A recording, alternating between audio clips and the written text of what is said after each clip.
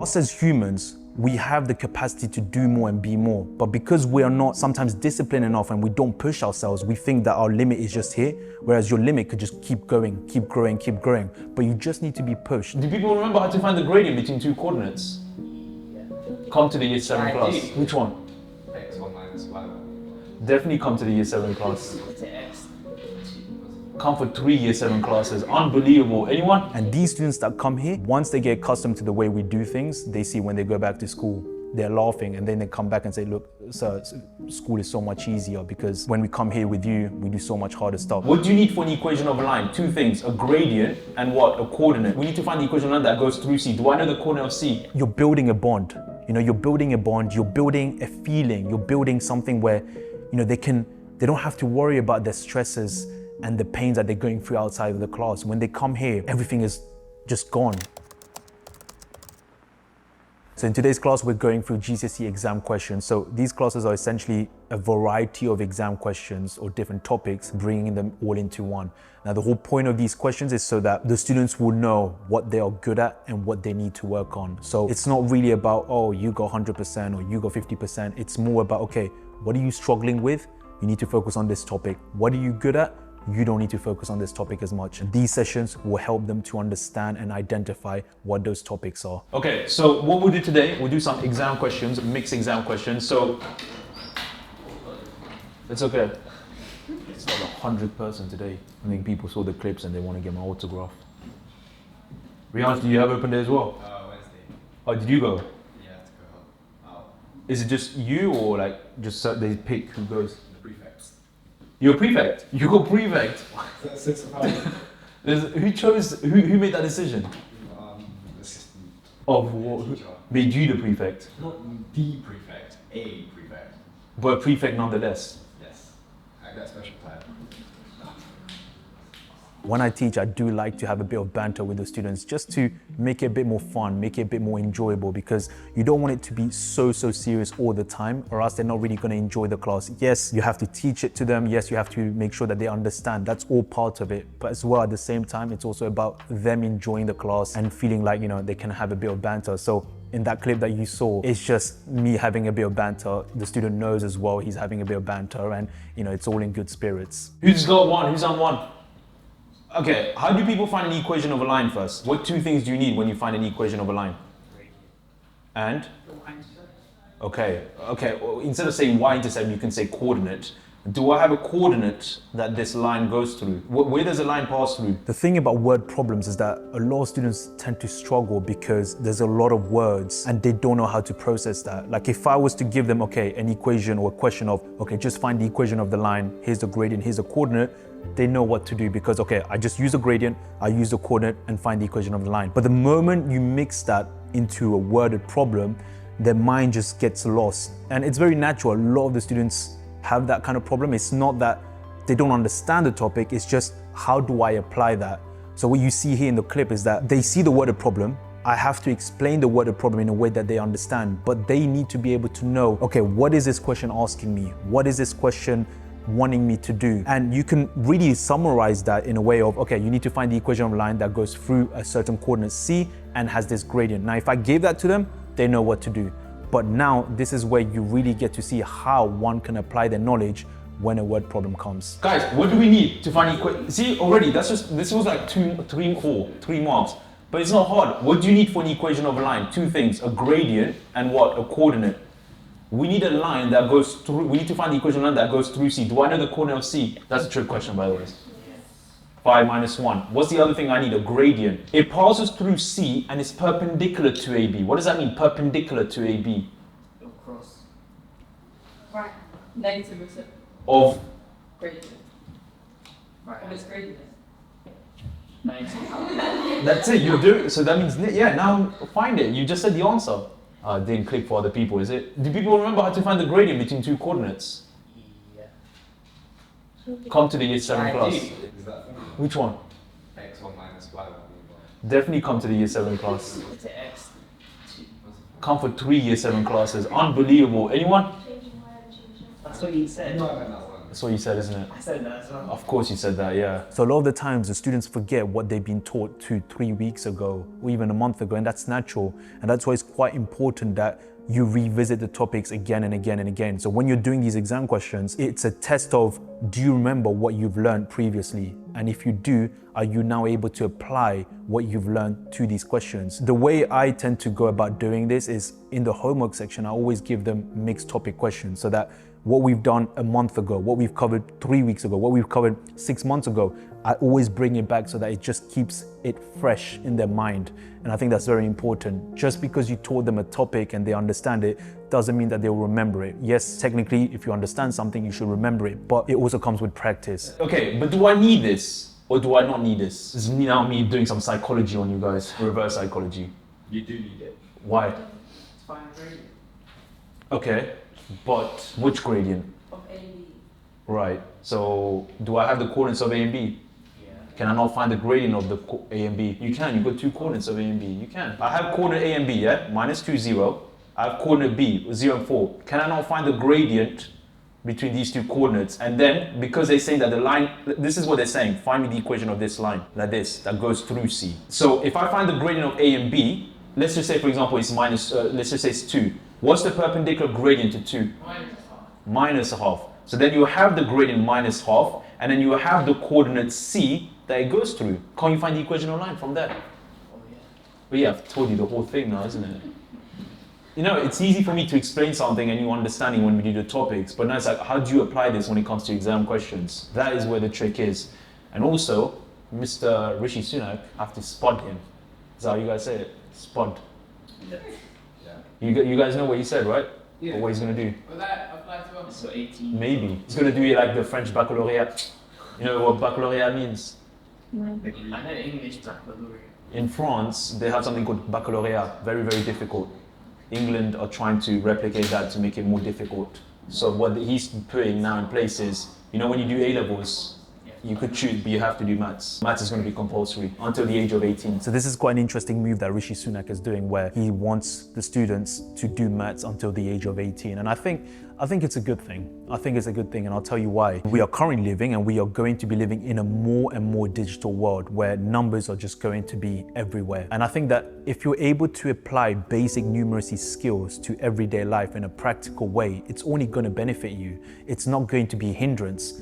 So him doing that until the age of 18, and also because he wants us or the UK to be on par with other countries, because in terms of numeracy or maths, the UK is not that great compared to other countries. So I understand why he's doing it. Now, obviously, there comes a lot of infrastructure, a lot of, okay, how are you going to now supply this? How are you going to implement this? And of course, that comes from having enough teachers that are able to implement this. So from an implementation perspective and how this is going to work out, I think that is definitely going to take some time, which is why he said, I think it's a 10-year thing that this is going to be in the plans for, and then it's going to be implemented. So there's a lot of things that needs to change, a lot of execution that needs to happen in different departments in different ways, and how they're going to bring everything together to make this work. But in terms of the overall idea of doing maths until the age of 18, I don't think it's a bad thing. I think it can only benefit you, considering now we are going into a digital world and everything is just numbers. To be fair, we started to live in a digital world, and it's only going to be more and more digital. So having that maths numeracy on your track record is only going to be good for you.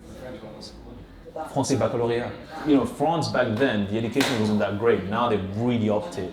It's a different level. It's very ironic because I moved from France to the UK for the education reason, and now, you know, it's kind of reverse roles. I think there's a lot of things that we can do here in the UK to really up our game as well. Do people understand that or not? Obviously the gradient is not 2, you need to find the gradient separately, yeah? I'm just using 2 for argument's sake. Find the gradient, get the coordinate, and find the equation of the line, and then that's it. Serena, you're still confused? You are confused, where is it? Tell me. Which bit? Okay, what's your 2 coordinates that you're going to use? Okay, so you can just use this as what? x1, y1, x2, y2, isn't it? And put in the formula. Get used to these, get used to it. If it's hard, it's fine. It's meant to be hard. What, Nathan? I can hear you. What is it? He wants some paracetamol. You got paracetamol. Why do you want paracetamol, Nathan? Is it getting too stressful, is it? Alright, let's go around. What happened?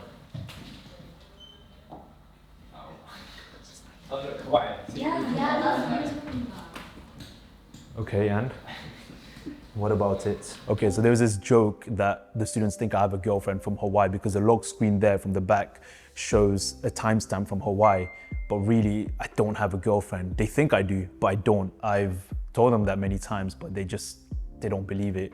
And also because I bring food as well, they think that my girlfriend brings it to me, but I don't. But even when I say I don't, they don't believe me. They still think I have a girlfriend. So it's just a little funny joke. When I come with food or coffee in the class, they'll say, you know, did your girlfriend bring it to you? Why did you have it?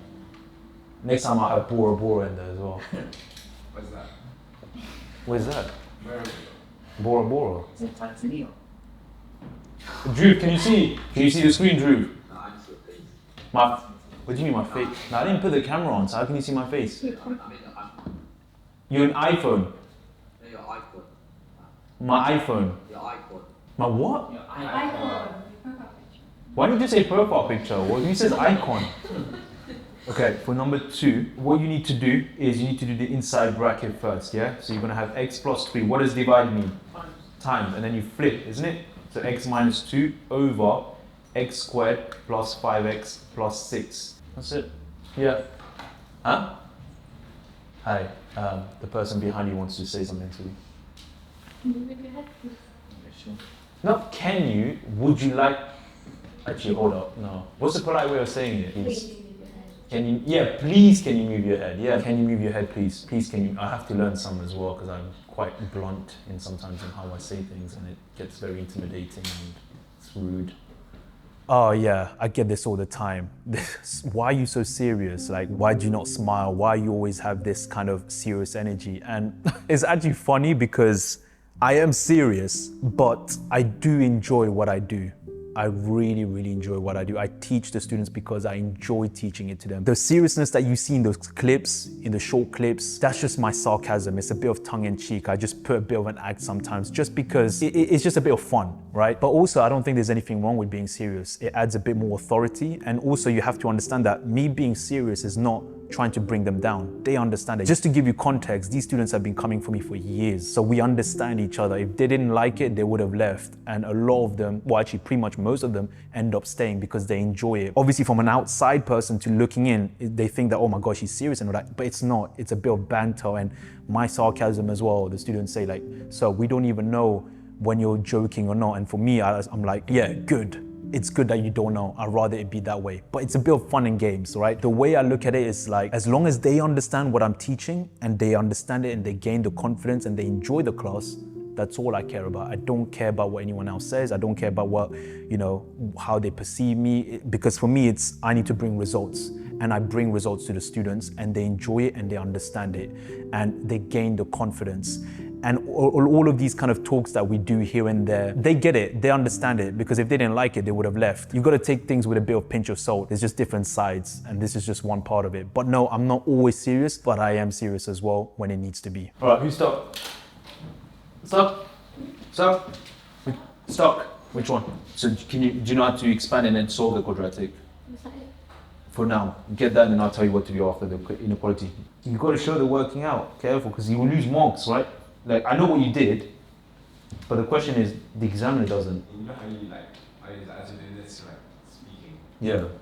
I speak a lot to myself. Just in general as well. Just speak to someone. Yeah, I just speak a lot to myself as well. It's good, you should try it. Most people will say you're weird, but just ignore them, they're weird. Well, you don't speak to yourself. You don't? That's weird. You said last week you wear a tracksuit. I wore a tracksuit, I didn't wear a tracksuit. You said you would wear a tracksuit. I never said that. Get used to doing these questions, yeah? If it's hard, it's fine, no problem. It's better that you find it hard and do something about it than not doing anything about it and thinking it's gonna be easy. See, for me, I always wanna push the students. I don't get any sort of, this might sound kind of harsh and weird, but I don't get any sort of fulfillment if I don't push the students.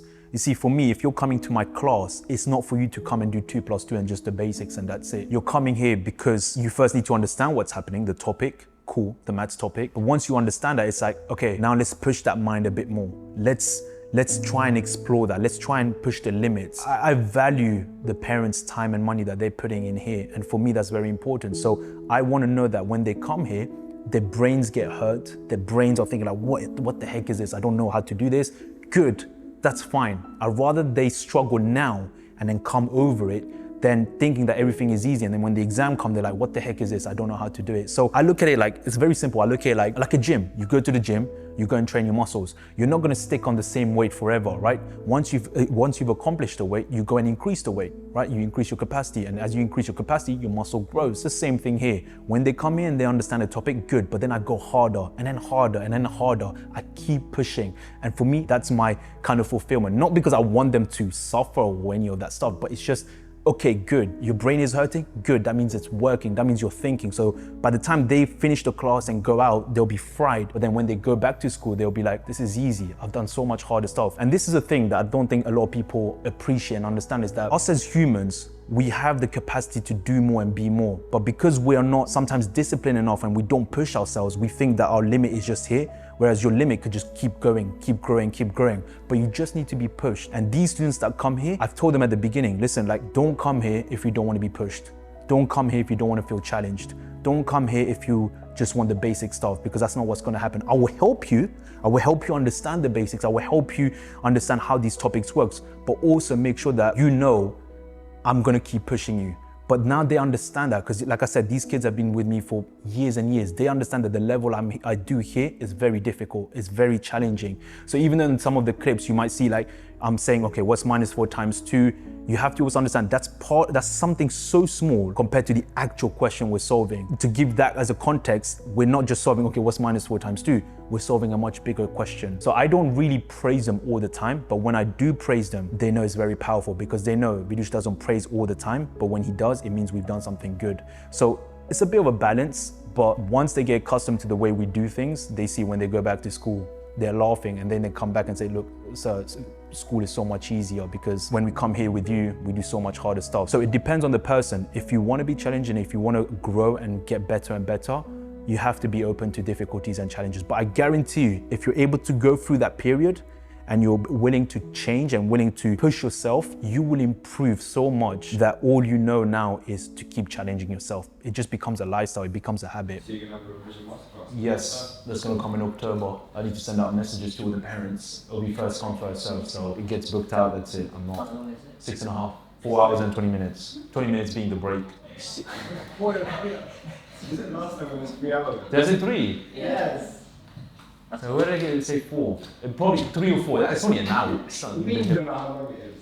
So I have so much going on at the moment in my mind, so I don't know. I'll have to check. Yeah, but it will be basically, the revision masterclass will only be done in October and April. I only do it twice a year. That's it. That's why it gets so, yeah, it is exclusive. That's why it gets quite packed. So the revision masterclass is a class where it's just paper class, where we go through exam questions after exam questions after exam questions.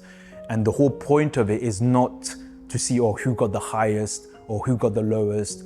That's not the point. The whole point of the revision masterclass is to give the students an understanding of what they are good at, what they need to work at, and make sure that they hone on those things. It's a 4 hours and 20-minute session with a 20-minute break. And then essentially the students come in, I go through the exam questions one by one. I explain it step by step on how to answer those questions. It gives them a better view of what's to come when they go about doing their GCSE maths exam, and even A-level exam actually, to be fair, because I also do A-level revision masterclass. I want them to feel confident after the class is finished, so that they can see, okay, I've done all these exam questions and I didn't know this, but now I know how to do this. I need to work on this. I'm good at this.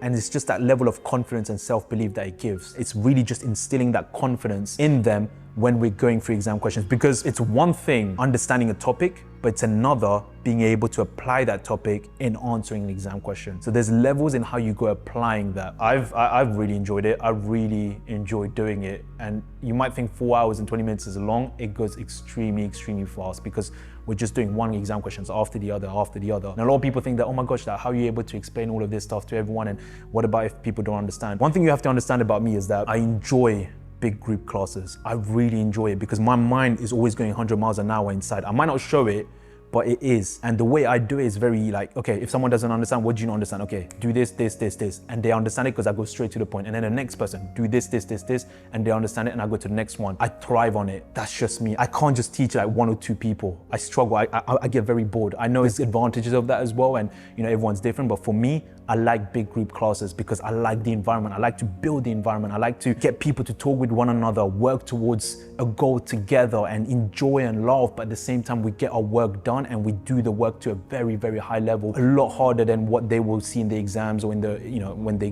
do the exams. I just enjoy it. I thrive on it. That was always part of my vision when I started this Maths Academy, was to have the groups and get people to communicate with each other, work as a team, joke on each other. They even joke on me, but it's okay. I'm okay with that because you're building a bond. You know, you're building a bond, you're building a feeling, you're building something where, you know, they don't have to worry about their stresses and the pains that they're going through outside of the class. When they come here, everything is just gone and they can just enjoy the moment in that 1.5 hours, 2 hour period that we're in. Just enjoy the moment, but at the same time, know that they're working towards a goal by understanding what we're learning, challenging themselves because I'm doing harder and harder questions, but at the same time, you're doing it together. And I think that's very powerful. That's always been and will always be part of my vision, is to make sure that the students enjoy the class and they feel like they're part of a community, part of a family. That's just how I see it anyway. It's just something that's always been there and I enjoy it. I thrive on it. I love it. That's just me, man. That's just me. I love having so many different people asking so many different questions. And because my mind can work the answer very quickly, I'm like bang, bang, bang. And they get it, they understand it, and I move on to the next one, which is why they also enjoy the class and the group. Because a lot of people, when they come to a group class, they think, oh my gosh, it's a group class. I'm not gonna get the attention. I'm gonna look stupid. And I always say, come from one class. Come from one class and see for yourself. You'll be surprised. Everyone that did not want to come at the beginning came from one class and they absolutely enjoyed it. They absolutely loved it. To me, my vision is to make sure that everyone feels part of a community, part of a family, working towards the same goal. That's really it. Quite, yeah, only one or two. What do you do on weekdays, like whenever? Nothing. I go to Bora Bora, put my feet up, relax, have a cigar, and get my tequila. And just, Whenever I was at school, like, what do you do? That's what I said. I go to Do you Bora ever Bora. prepare for lessons? I don't prepare. So, like, what do you do? Yeah, I spend my time watching YouTube. No, you do your YouTube. That's part of it. I've got people working for that as well. So what do you do? Gym. No, I go to the gym and watch people work out, and that's my workout. And that's it. Like, do you remember You like it fat, like green, what was it? Smooth. That was disgusting. Like sludge, it wasn't a smoothie. No. Sludge. Why are you making that face? That's, It was beautiful. It's nice, and I still drink it. They have a beetroot one version as well. I'll bring that next what week. kind is that? What do you think? Beetroot and what was it? Not garlic. Sorry, that's no. Hmm? You eat sweets. Listen, I eat spinach like it's a packet of crisps. I didn't say spinach. Huh? I said sweet. No, but I eat spinach like a packet of crisps. So you just gonna have soup. Nothing else. Yeah, so it goes down smoothly the other end. Yeah, man. Why is that TMI? It's the green thing called again. Kiwi with the skin. Beautiful. It's like furry. Have you actually tried it first? Okay. No, but I felt this wrong. What do you mean it's disgusting? I eat that every day. Okay, It's why- beautiful. It's like eating apple skin. Okay, why do fruits? First you're getting emotional, reduce your voice. It says it's safe to like see. Exactly. Why do fruit have skins to protect the inside? Do you eat apple skin? Yeah, but do you eat orange? Huh? Yeah. I put it in the blender. With the skin. What mango skin? Nah, that's a bit too much. That's the thin one. You guys are 7, 8, no. If I don't say it's equilateral right angle, you cannot assume it's equilateral right angle. They're nothing. You have to find the lengths. So you're gonna have to do maybe a couple of sine and cosine rules together. Has anyone tried Chick-fil-A? Is that good? Yeah. Wins. What do they teach next? I'm trying to understand as well what he's saying. I can't understand. So they're very passionate. So they have those. When you know those, I don't know what you call it. I'm sure there's a word for it. You know when they have these small sandwiches aligned. Finger sandwich. Huh? Finger. Finger sandwiches. That's what they're called. Because you eat them with your fingers. Yeah. I eat my food with my fingers anyway. If you don't know how to do it, it's okay, but you gotta make sure you address those issues, yeah? It's very important. Don't just because you don't know how to do it, leave it and just think, oh, it's gonna go away. It's never gonna go away.